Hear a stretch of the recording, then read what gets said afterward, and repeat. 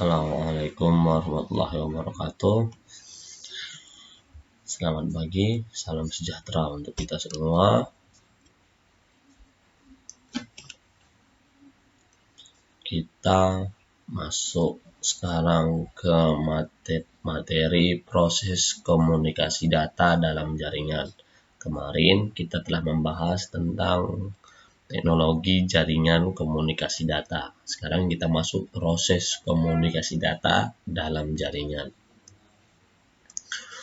Proses komunikasi data adalah hubungan atau interaksi pengirim dan penerima antar device yang terhubung dalam sebuah jaringan, baik yang dengan jangkauan sempit maupun dengan yang jangkauan luas. Komunikasi data itu adalah antar hubungan, baik interaksi ataupun hubungan antar pengirim dan penerima, antara klien dengan server. Bisa juga antar server dengan server, klien dengan klien, klien dengan klien, server dengan server, selama masih bisa terhubung dalam sebuah jaringan, baik itu jaringan kecil LAN maupun jaringan besar atau WAN. Local Area Network itu LAN, Wide Area Network itu WAN. Kegunaan dari dasar sistem komunikasi ini adalah menjalankan pertukaran data antara kedua belah pihak. Gambar di bawah ini ditampilkan satu contoh komunikasi antara workstation dan server yang dihubungkan dengan suatu jaringan telepon umum. Contoh lainnya adalah pertukaran sinyal-sinyal suara antara dua telepon pada satu jaringan yang sama. Berikut ini elemen-elemen model komunikasi tersebut. Ini dia.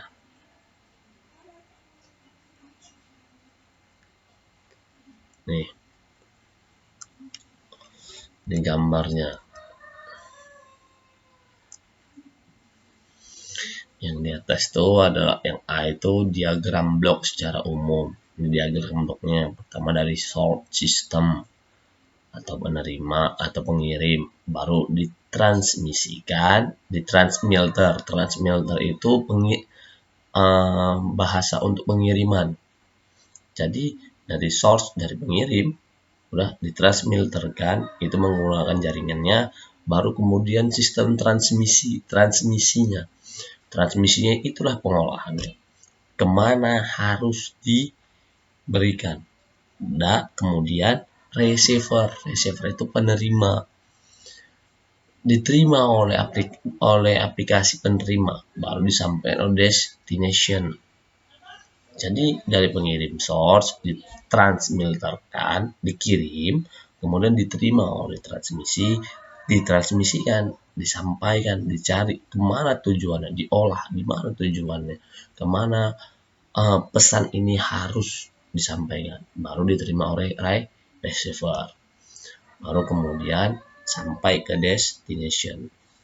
Nah, ini adalah salah satu workstation, atau kita buat lain di sini sebuah klien. Yang gambar kedua itu sebuah klien. Kemudian dia kirim melalui modem udah, kemudian masuk ke jaringan telepon publik.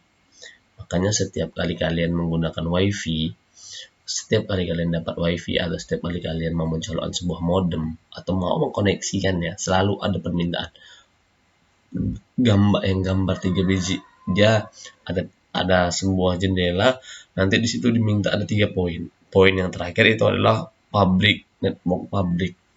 Nah, kita selalu milih yang bagian publiknya. Kemudian dari penerima, dari si klien, dari yang meminta, udah, dia kan mau meminta sesuatu nih kepada server, berarti dia harus mengirim permintaannya, dikirim melalui modem, kemudian sampai ke jaringan telepon publik. Jaringan telepon publik kemudian disampaikan kepada modem server, sampai ke modem server, melalui modem server barulah nyampe kepada servernya. Dari server diterima, dikembalikan lagi. Cara mengembalikannya juga sama seperti klien tadi. Dari server diberikan melalui modem menyampaikan kepada jaringan telepon publik bahwasannya permintaan klien, permintaan workstation itu telah diberikan. Bahwasannya permintaan workstation itu adalah ini dan telah diberikan oleh server. Maka jaringan telepon publik mengembalikan melalui modemnya workstation. Kenapa pakai modem? Karena modem inilah jaringannya. Karena modem itulah yang mengkoneksikannya. Kemudian modem memberikan kepada workstation sampai dulu diterima oleh modem, baru disampaikan oleh ke workstation. Sama seperti di server tadi. Kenapa? Karena untuk menghubungkannya itu menggunakan modem. Modemlah sebagai transmitternya. Nah, ini source, transmitternya modem, kemudian sistem transmisinya itu jaringan telepon publik, kemudian penerimanya itu receiver, kemudian servernya itu destination. Kalau dikembalikan lagi, permintaan dari workstation diterima oleh server, kemudian server memberikan lagi, kembalikan lagi dari source, servernya source, udah modem servernya itu adalah transmitter, kemudian ditransmisikan, kemudian modem workstation-nya itu adalah receiver, kemudian destination-nya adalah workstation. Itu adalah salah satu perputaran atau model dalam komunikasi. Jadi kalau setiap apapun yang berhubungan dengan setiap apapun hubungan antar klien atau server, atau klien atau dengan klien, server dengan server, caranya atau langkah-langkahnya seperti ini. Kemudian ini semua sama seperti yang di atas: source, transmitter, sistem transmisi, receiver, destination. Makanya untuk gambar ini tolong digambar dengan jelas dan baik. Dan tugas kalian coba buat jaringan LAN menggunakan topologi star. Mungkin materi hari ini sampai di sini. Jangan lupa tugasnya buat sebuah jaringan dengan topologi star.